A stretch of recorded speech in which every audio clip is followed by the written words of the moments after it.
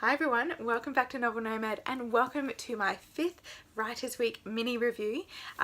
This episode I am looking at Washington Black by S.E. Eugene.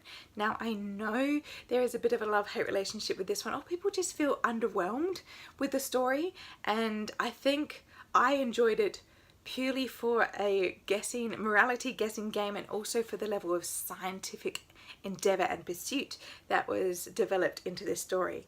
So you start with Washington Black. He is the titular character, and you follow his story from as he starts. He's born into a plantation in Barbados as a slave, and he is born into a world of fear, pain and brutality, and that's all he knows until he is lifted from that by the new master's brother.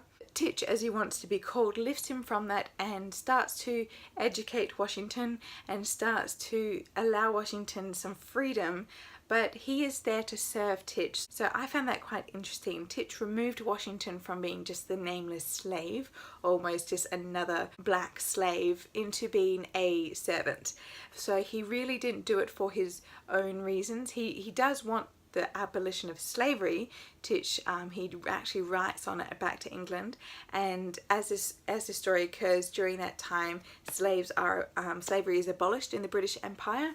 But what I find quite interesting is everything that Titch does is done for a moral reason, for his own self-worth, to how he views himself. So it's not always done for Washington's benefit, it's done for Titch's benefit on his own person.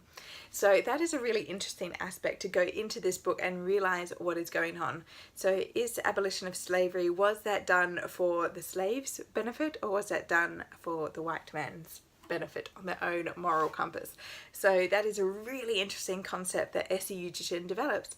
And what is another one is that there's so much world of science and there's so much exploration, and she does delve into the fantastical in these situations, which I think holds within the story. I don't think it's lost at all, this like fantastical idea of science, because it was such a world of possibility. There was no limit to science back then and what they could possibly achieve.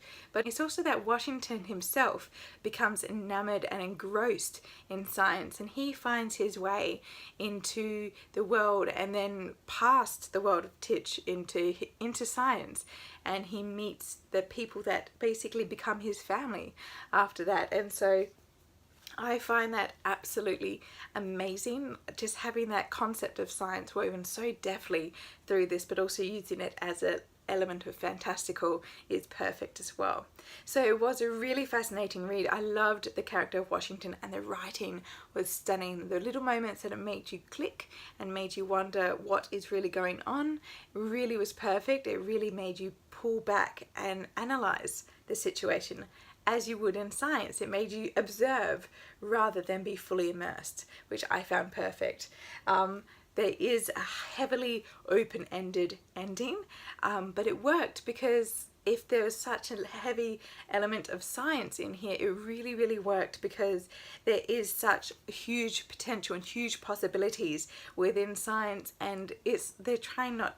And science isn't limiting. Science is always expanding and developing. So I felt that there was a sense of possibility, there was a sense of growth, there was a sense of continuation at the end of this book. So I can see where people would have disliked it or felt it underwhelming, but I enjoyed it purely for that moral compass perspective, and also for that scientific passion that occurs within the novel. So really beautifully written, but definitely I recommend this book if you like having those really big ideas and big scientific discoveries enter into a fiction book.